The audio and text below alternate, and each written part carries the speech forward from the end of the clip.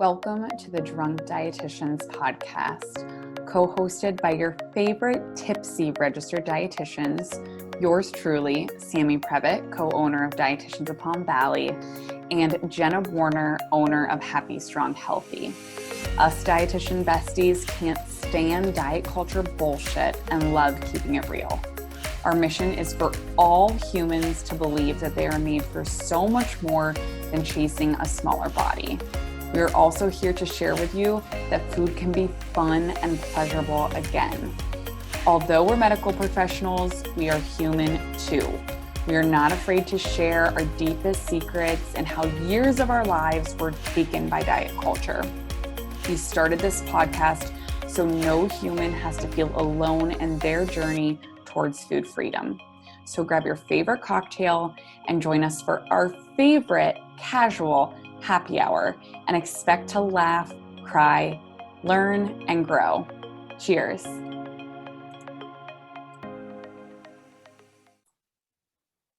Welcome back to another solo episode. Sammy from Find Food Freedom here. And I'm really excited for this one.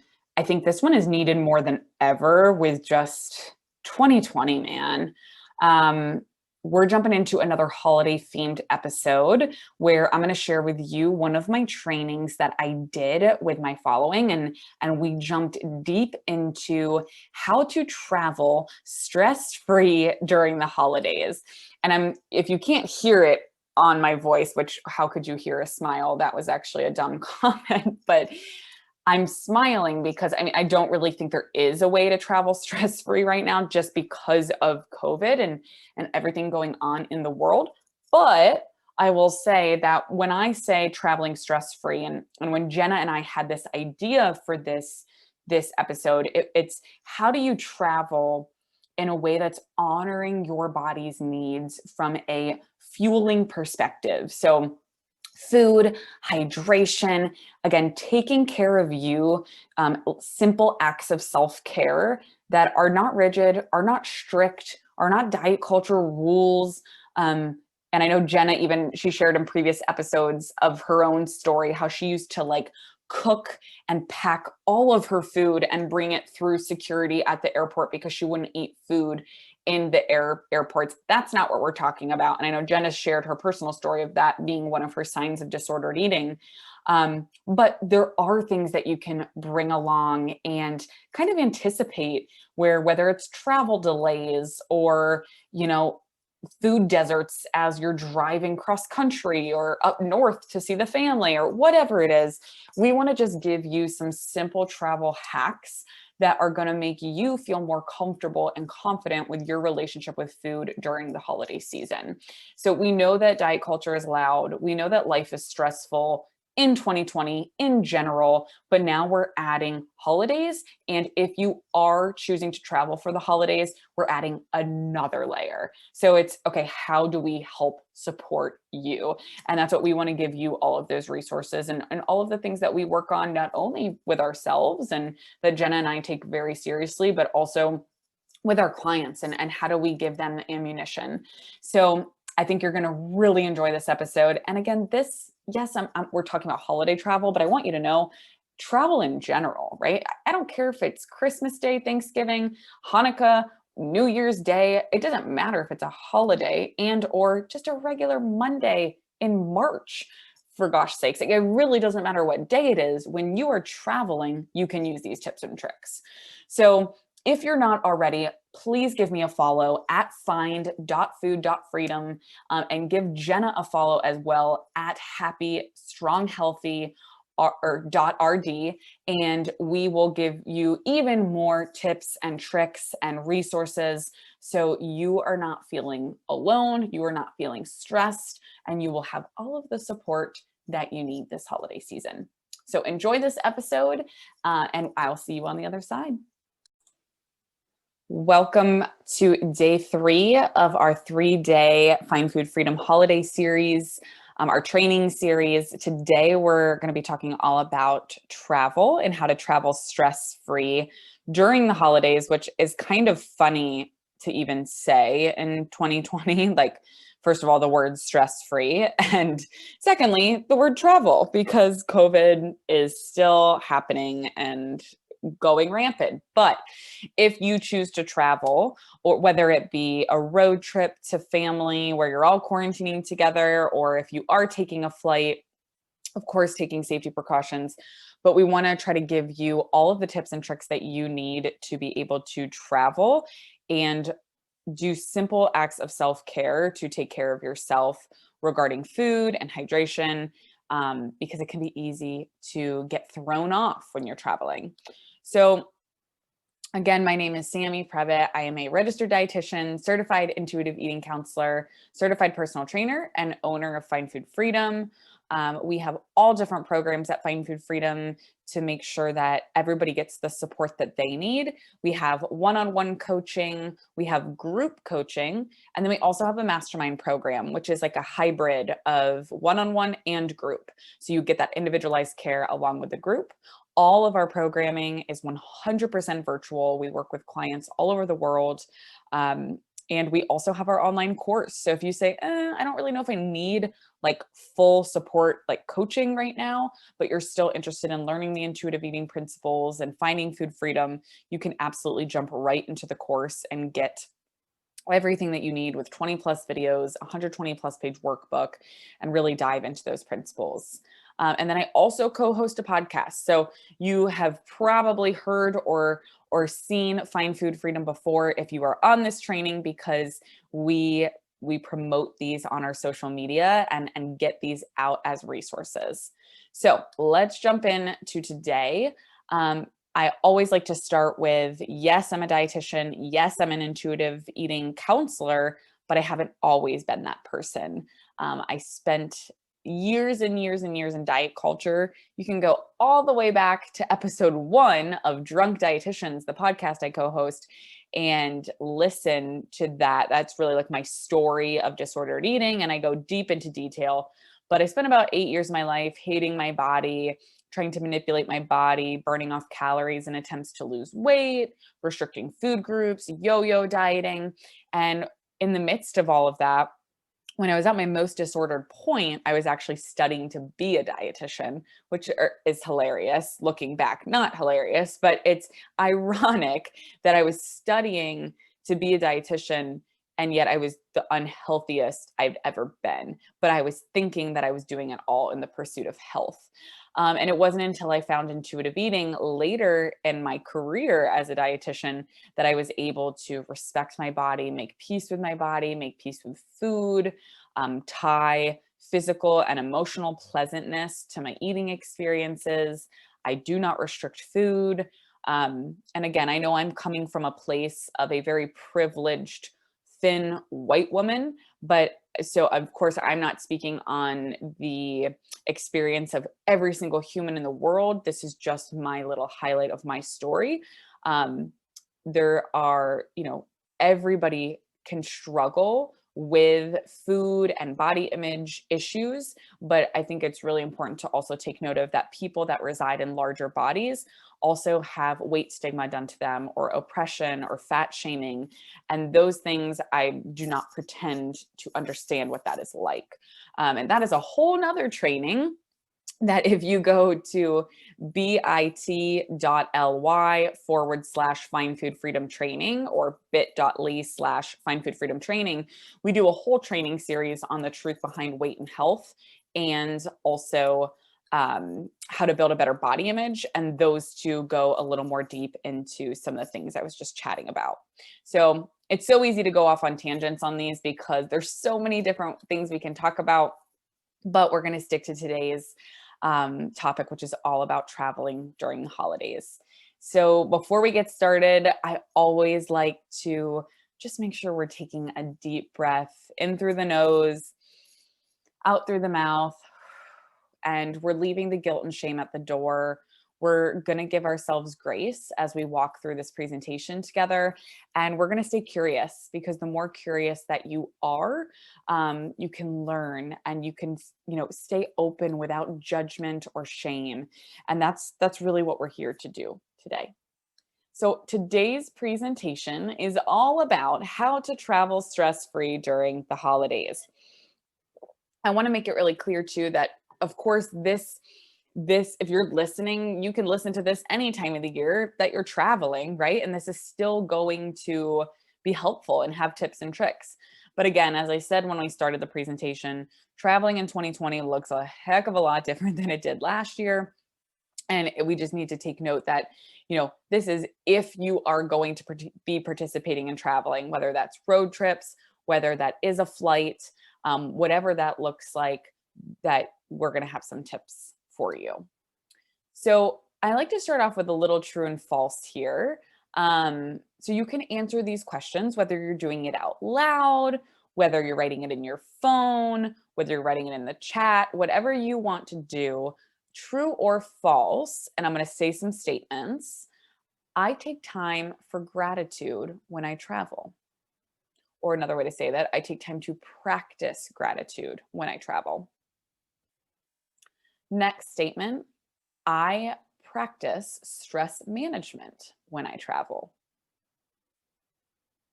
Next statement, I pack snacks when I travel. Next statement, I focus on my water intake when I travel.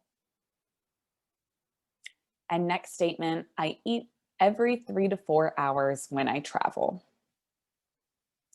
So these statements here, we're going to be talking through some of our favorite travel tips at Find Food Freedom. But I like to just take this little assessment that if you are, false, false, false, false, false, 5 falses in a row, there is nothing wrong with that. Remember, there is no morality tied to any of our habits or behaviors. We're just really building awareness around this. So what we're going to talk about is the importance behind some of these things and how just focusing on some of the most simplistic things can make huge differences while you're traveling.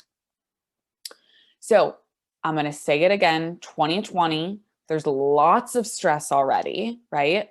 Travel restrictions due to COVID-19.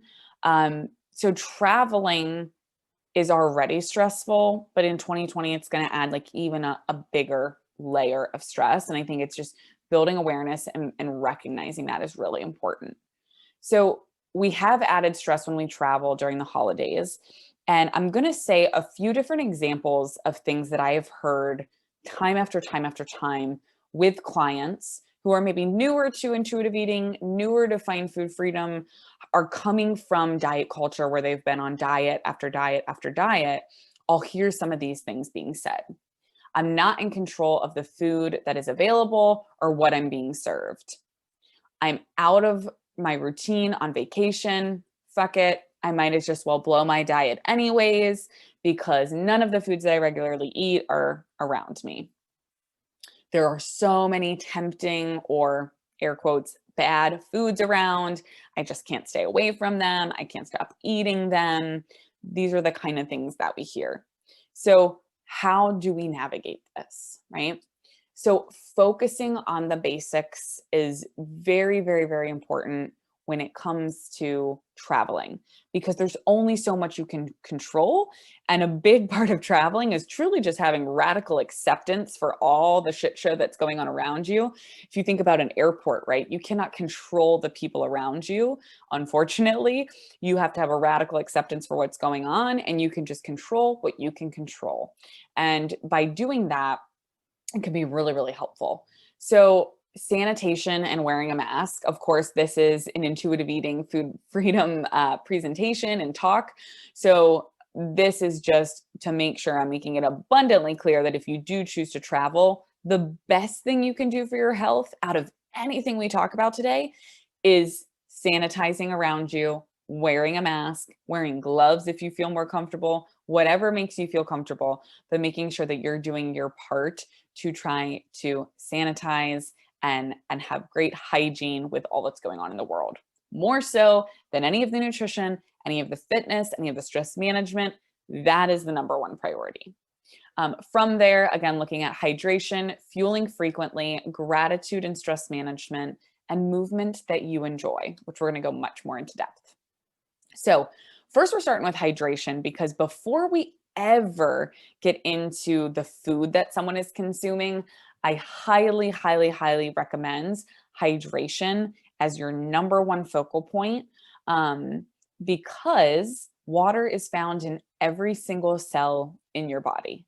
Water plays a very, very, very key role in the digestion of nutrients, aka our food that we eat. So to be able to take that food and use it in our body, we need water. Water helps improve your cognitive function, your speed and strength if you are into fitness or movement.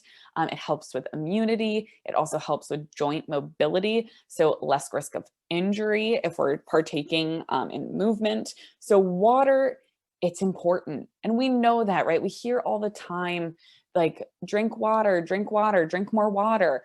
Of course we hear that, but it truly is an important factor.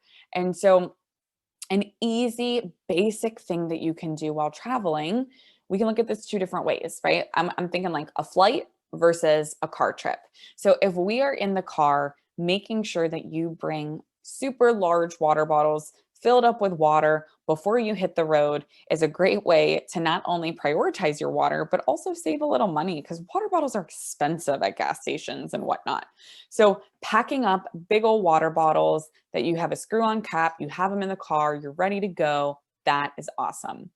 Now, if you have the ability to be in a car too, a little trick I like to use is you have those big water bottles I was talking about, but also a Yeti with a straw, because that way, one, your water stays cold if you like cold water, and two, you have that straw that you can consistently sip from, right?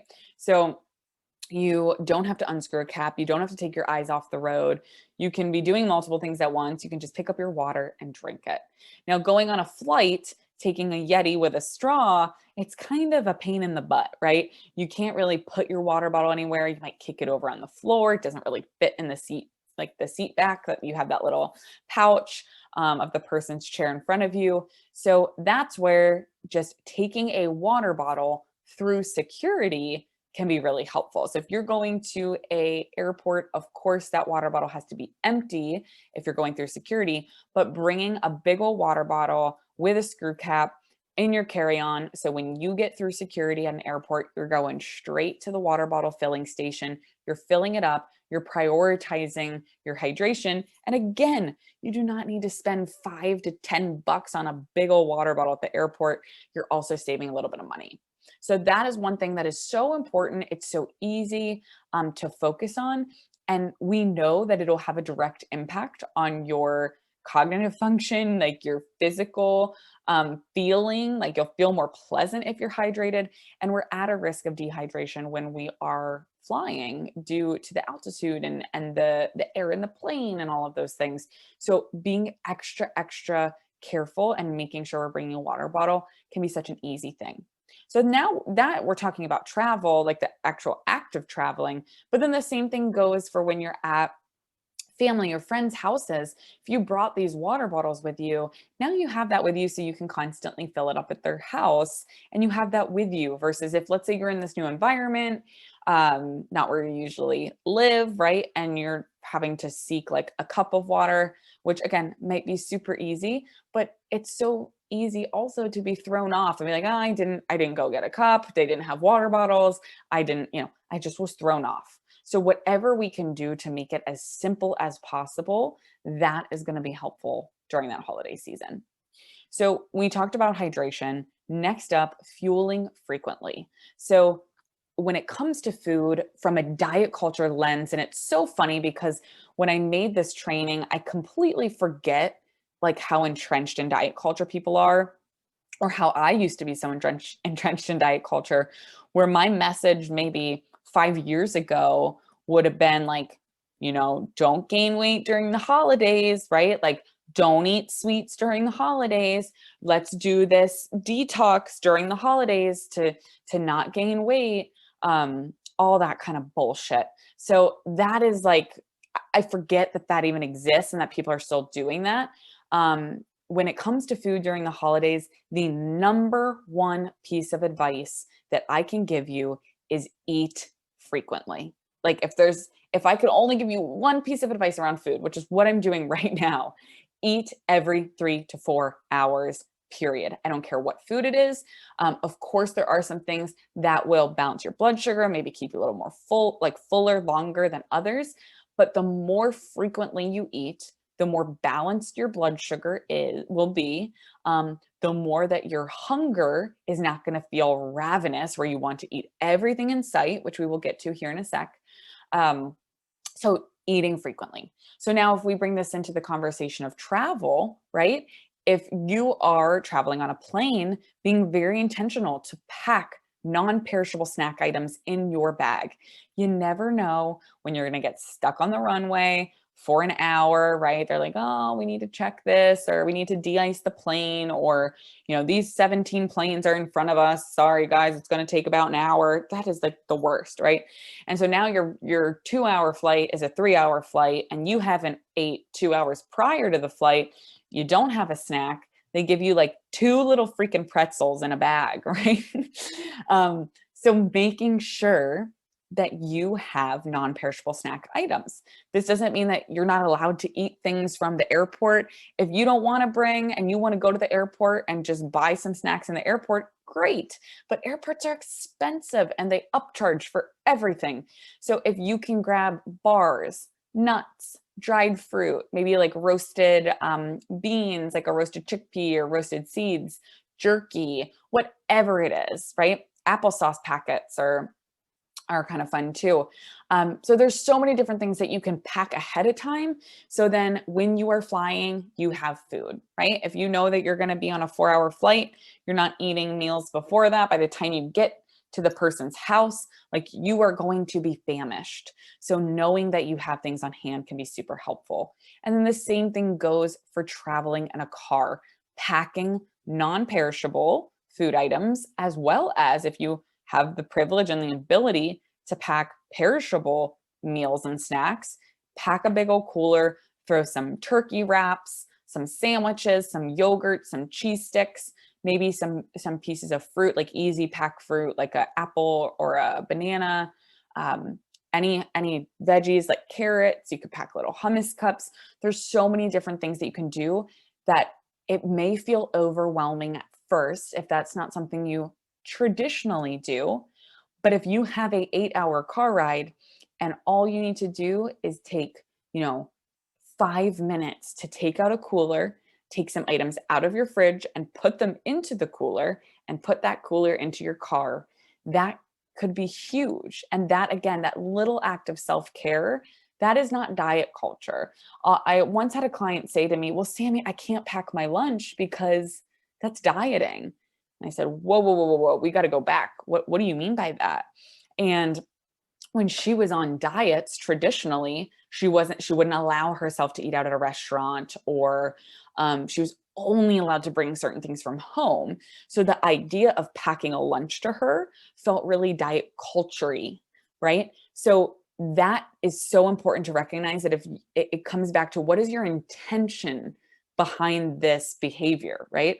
If your intention is that you're going to be stuck in a car for 8 hours and you need food and you want to pack food because food makes you feel good and it fuels you, that is not diet culture, my friends. That is simply an act of self-care and taking care of yourself. Also, it's nice because let's say you do that and you pack some of these things, whether it's non-perishable, perishable, driving in a car, flying on a plane, when you get to your destination, whether that's a vacation spot, a family or friend's house, now you have some snacks. So what if, let's say, this family member has a really weird relationship with food, right? And they might not stock their house plentiful. They might not offer you snacks not because they're being rude, although I might think that's rude.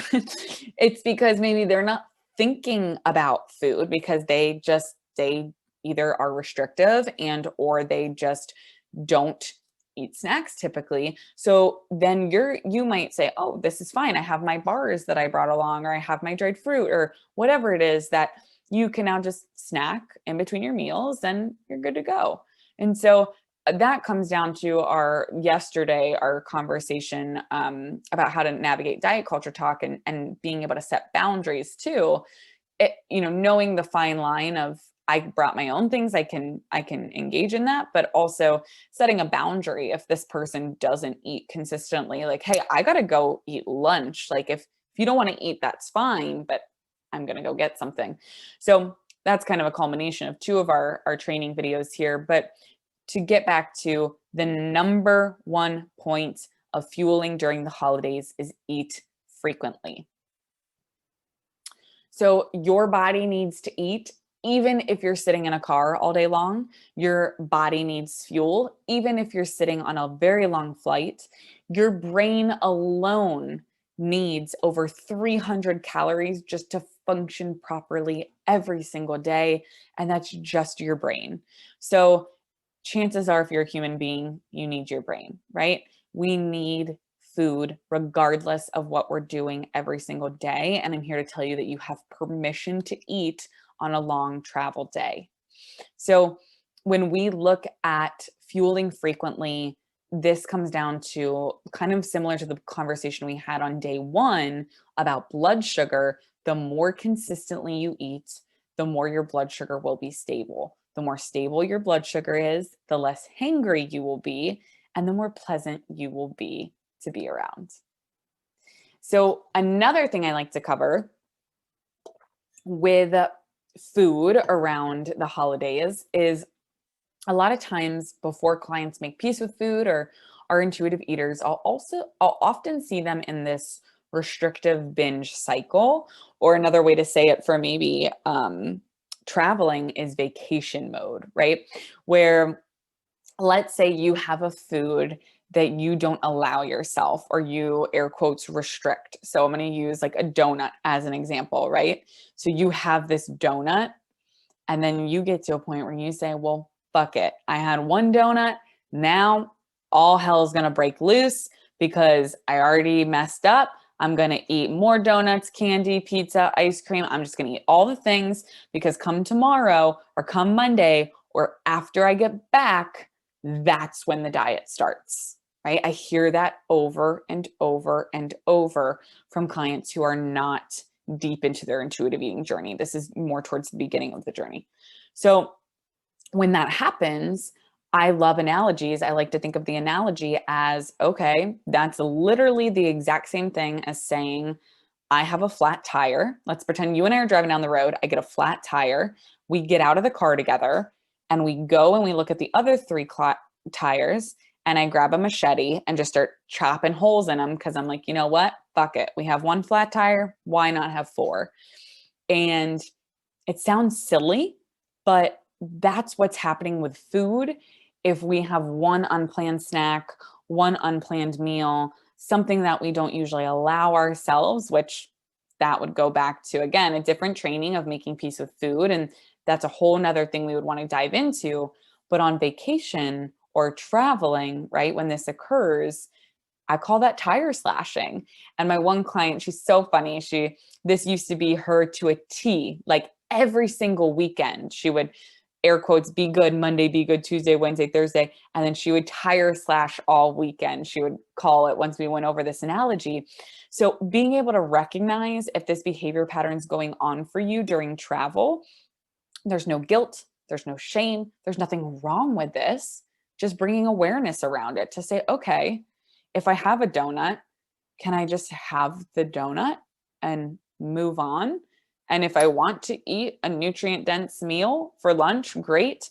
If pizza is the only thing available to me, that's fine too. But doing the best with the resources that I can or that I have around me, right?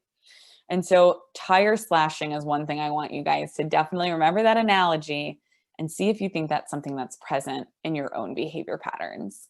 And that brings us back to just the simple intuitive eating principle of making peace with food. Restriction fuels binging. If you are restricting, you will binge. That is not a surprise. That's what we see in the research, and we know that. So if that is occurring, there is nothing wrong with you. That is going to keep happening as long as that restriction is continuing. So that's where we just really want to be mindful of that. And a lot of times what will happen, right, is so that will happen. People will go, on vacation, they'll travel, they'll eat all of the things, right? All of the foods that they're air quotes not allowed to eat or that they try to restrict. And then they get home from vacation or traveling, and what do they say? Oh my gosh, I need to go on a diet. Oh my gosh, I am never eating X, Y, or Z again. Oh my gosh, I need to go on a juice cleanse, right? I've heard this over and over again. And so what happens is I want you to flip that script and let's pretend that over our Thanksgiving break, right, or whatever holiday you're thinking of, that if you ate salads and drank green juice every single day for 1 week on a vacation or on this trip, what do you think that you would crave when you got home from that trip? Or what would you want to eat? Anything other than green juice and a salad, probably a insane amount of carbohydrates, right?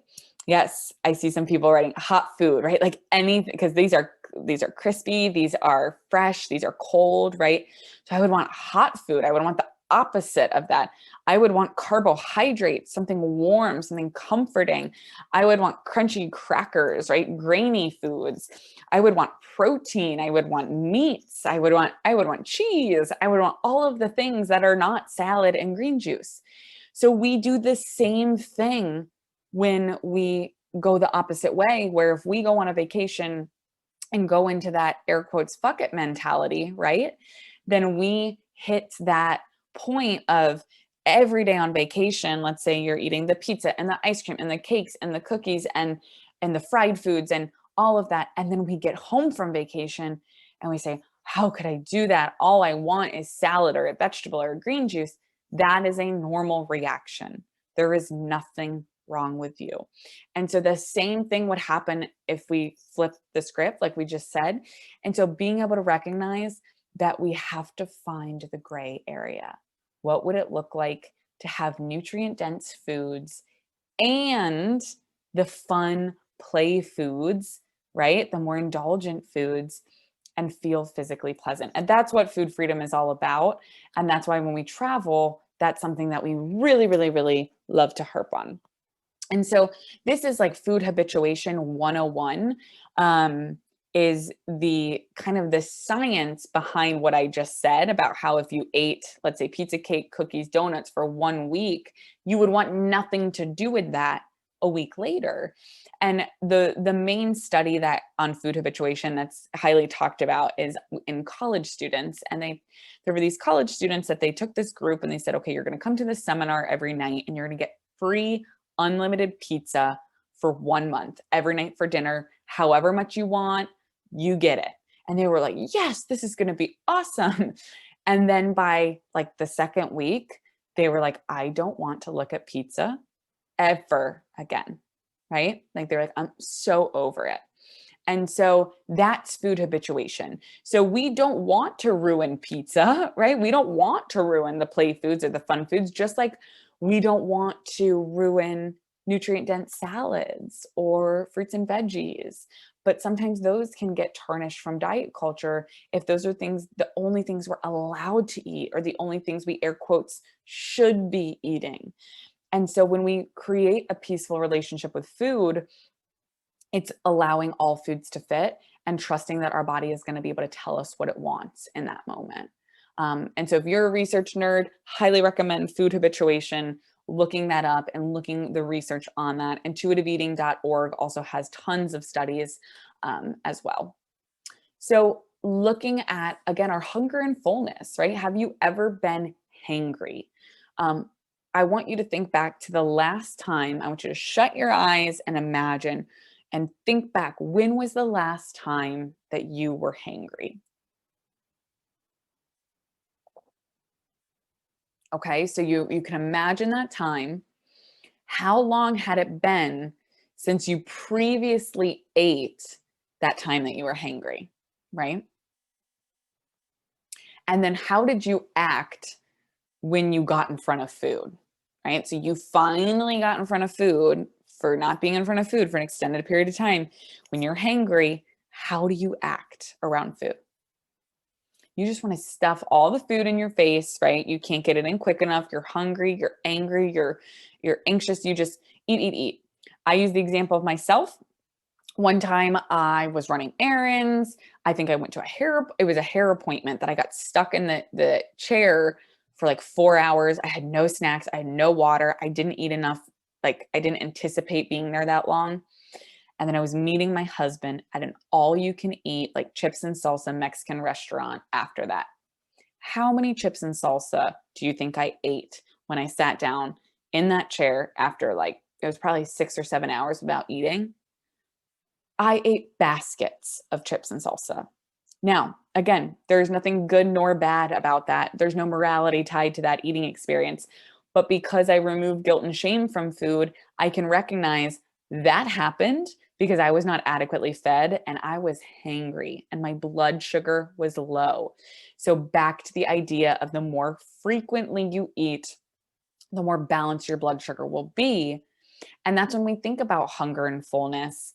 It truly is a scale. So I want you to think about 1 being so hungry that you're like shaking, you're going to pass out, versus 10 is so full that you feel so sick, like you need to unbutton your pants, you need to lay down. And then 5 is like smack dab in the middle. It's neutral. You're not hungry, you're not full. It's just neutral. So what happened to me that day with the chips and salsa is I was like a 1, maybe a 2. I was pushing it, right? I was so hungry that by the time I got in front of food, it didn't matter what was put in front of me. I was going to eat it and I was going to eat it quickly, right? And so we may not be able to pick all of the foods that we have availability to when we're traveling or when we're on vacation, but we can be intentional about the consistency in which we eat, which brings me back to, I know this has been a long-winded conversation, but to the sole point of eating frequently, trying to get something in every 3 to 4 hours. So now I do want to shift a little bit to some of the other tips on travel. One being gratitude. When we travel, like we said, we have to have radical acceptance that there's a lot going on around us that we have no control over. We have no control over the other cars on the road, traffic, people on an airplane, busyness in an airport, a flight being delayed, right? There's so many things that we have zero control over, and we just have to roll with the punches. So gratitude and or just stress management techniques in general can be very helpful and can take up such a short amount of time. So taking, I would say 2 minutes could be your max amount of time. You don't have to take a lot of time, but 2 minutes per day to do something for you. So whether that is journaling or a gratitude practice, waking up every day, whether it's grabbing your phone or grabbing an actual journal and writing down 1, 2, maybe 3 things that you're really thankful for, you're grateful for, to really kind of ground yourself. Maybe it's a spiritual practice if you have, a religion that you believe in. Maybe it's praying or spending some time meditating. Maybe it's breathing exercises. Maybe it's reading a book, just taking 2 minutes to read out of a book that you love. Or maybe it's even listening to a super inspiring podcast. So that we love to podcast and we're always happy to have you listening. But maybe it's something non-related to food or body image or fitness. Maybe it's just a meditative podcast or something on stress management, something that you can just have a little blurb that you can focus on you. You have permission when you travel to set a boundary, to just focus on you. One of our participants saying they're grateful for the webinar. Thank you so much. And I think that's a wonderful example of gratitude, right? For this training, but making sure that you are practicing that for you, right? When you travel, because it's so easy for it to just be so crazy, especially in the world that we live in. And then one of the other pieces is joyful movement when we travel. So just like we were talking about previously, if you are traveling to somebody's house and they have their own relationship with food and fitness, that can rub off on you, right? Because let's say that person, they don't like to move their body and they like to wake up and sit on the couch and not move and just watch TV or watch the news or read and just sit. There's nothing wrong with that. That is their opinion. That is their behaviors that they like to engage in, and that is fine. So I think it's important to remember that if you enjoy movement, for you, you do not need to cave to somebody else's behavior pattern. If you say, you know what, when I'm traveling, it makes me feel best if I get out in the morning and go for a brisk, walk, and listen to a podcast, maybe do some stretching. Maybe you have some type of fitness class that you like to watch or use on your phone or tablet or computer. There is nothing wrong with that. Being outside, walking, jogging, hiking, fishing, biking, exploring a new city. There's so many ways that you can incorporate joyful movement, that it doesn't have to be about working out or exercising, but it's about, again, taking that time to do something for you that you enjoy. So everybody listening to this is going to have a different answer. There is no right answer to that question, but it's important to recognize that. In the same breath, I want to make sure I'm being very clear that if you do not rest, if you are the person who works out 2 hours a day, every day, and feels guilt and shame if you miss a workout, we need to rest. This is not about incorporating more movement. This is about incorporating rest, that you can truly rest and be okay with it and have permission. So I just want you to know that you have permission to rest. And if you're someone that you think that your exercise is coming from a place of, again, punishment, your intention is not because you enjoy it, but because you have to do it, because you want to see how many calories you burn, you feel guilt and shame for not moving, that's where we would want to explore practicing joyful rest instead of joyful movement. So back to what we talked about. 1, sanitation, right? Wearing a mask, making sure when you travel that you are putting that first. That comes before everything else we talked about. 2, hydration. Before we talk about food, having adequate hydration and water, which is the anchor to your cells and everything that your body needs to do. 3, fueling frequently, right? Fueling every 3 to 4 hours, getting something in your body, balancing that blood sugar, packing non-perishable snack items or perishable snacks if you're driving, having things available. You have to continue to eat. If you are sitting and traveling all day, your body and your brain still need energy. 4 would be the gratitude and the stress management practices that we talked about, taking, even if it's just 2 minutes, to unplug, to shut everyone else out and just focus on you.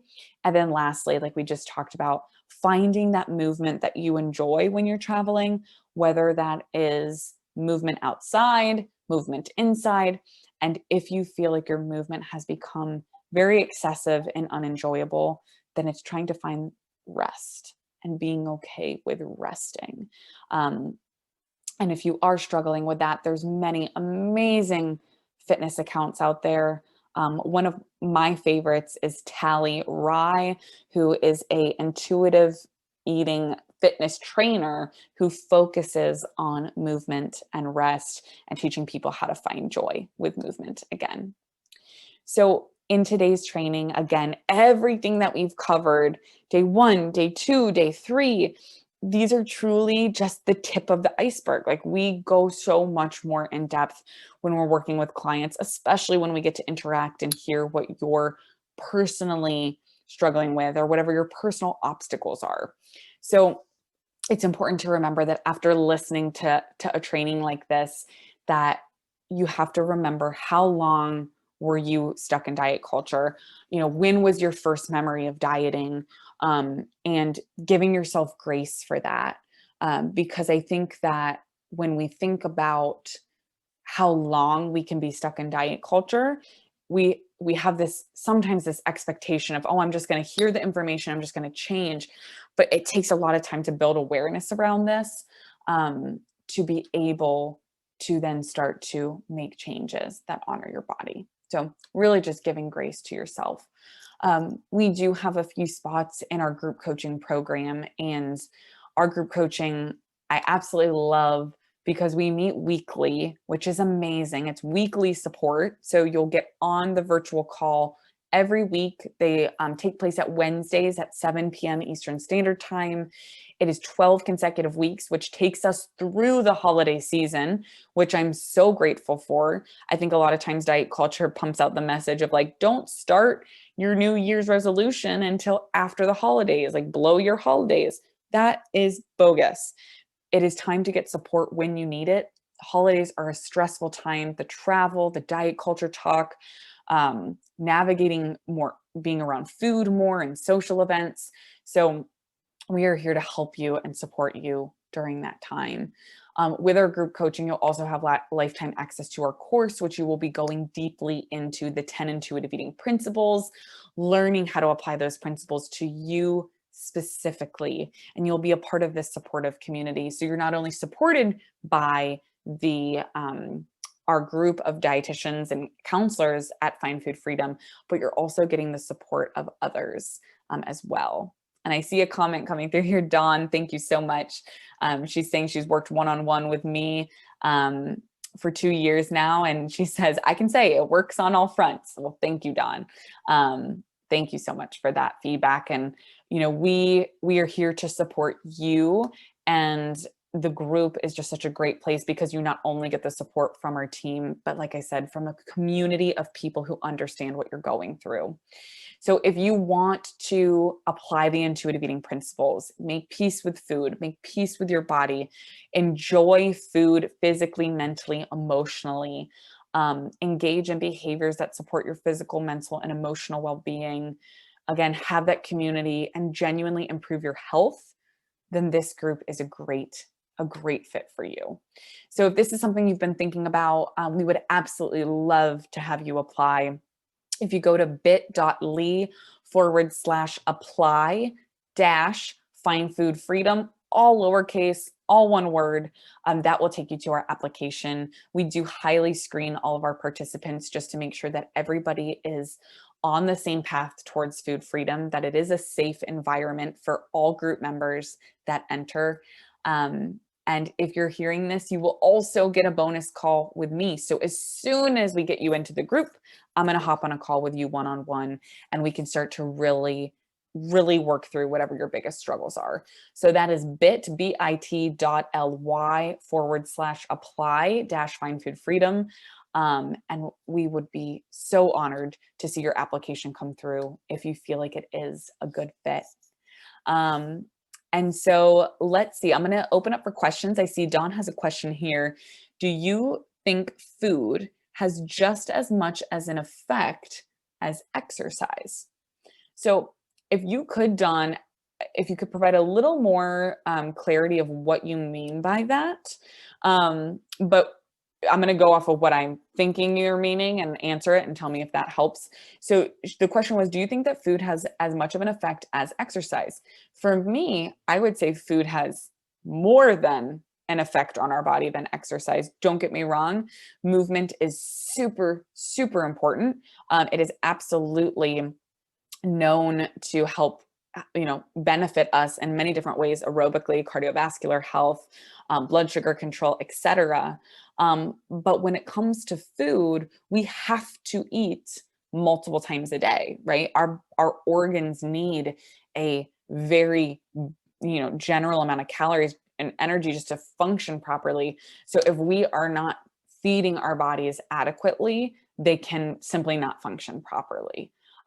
So I feel like food is more important because of that, where we really need to make sure we're getting our adequate, like eating adequately and getting our needs met. And then we think about all of the amazing benefits of food. First of all, if we think of nutrient dense foods, right, fighting diseases, also helping with things such as blood sugar control, cardiovascular disease, etc. But then we also think about the social aspect of food too. So thinking about holidays coming up, right? Like surrounding ourselves with family and friends and loved ones, it's always centered around food. So if we don't have peace with food, that sends up our stress response. And that can actually be even more detrimental to our health than the fitness aspect. I also think it's important for people. I was actually talking about this in my group coaching last night. We were talking all about movement and joyful movement. And I challenge people to look at movement differently. I know for me, when I was in the thick of diet culture, for something to be considered movement, I had to be at a class, sweating my ass off. My face was beet red. I had to almost be like in pain to say I moved. That, yes, don't get me wrong, like boot camp classes, those are amazing. Like, and if you like them and you're energized by them, that is a great form of movement. So I'm not dissing that, but I think it's important to recognize that there's movement doesn't just have to be going to a workout class. It can be taking multiple little walks per day just to get out and get fresh air. It can be stretching in bed before you even get out of bed, doing some stretches to move your spine and move your body. It can be doing yoga, after a long day's work to just stretch and calm the mind. It can be going for a run. It can be so many different things. And it doesn't always have to be an extended period of time. It can be small cut up pieces of movement, because our body doesn't forget, right? It's a sum of all parts. So if you have a day where you do 5 10-minute windows of movement, right? That's 50 minutes of movement. That could be 5 10-minute walks instead of a 1 hour, power walk. So I think also recognizing, I think sometimes people get overwhelmed by the idea of incorporating movement. And it's really, really important to give yourself grace and see what's best for you. Some people love to just do a full hour. Some people love to cut it up, but recognizing that it's going to be different depending on what you're looking for. So, and what you like and what you enjoy, right? So thank you so, so much for participating in our 3-day Find Food Freedom training series, holiday edition. If you haven't already, you'll get all of the recordings sent out to you, and we will make sure that you have those so you can listen back, send them to a friend, really just make sure that you are fully supported during this holiday season. So thank you all so much for joining, and I hope you have a great rest of your day.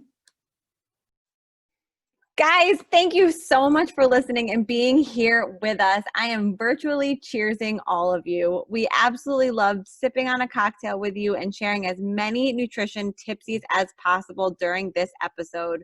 We know there are a ton of pods out there, and we are so appreciative of your time that you spent listening to us today.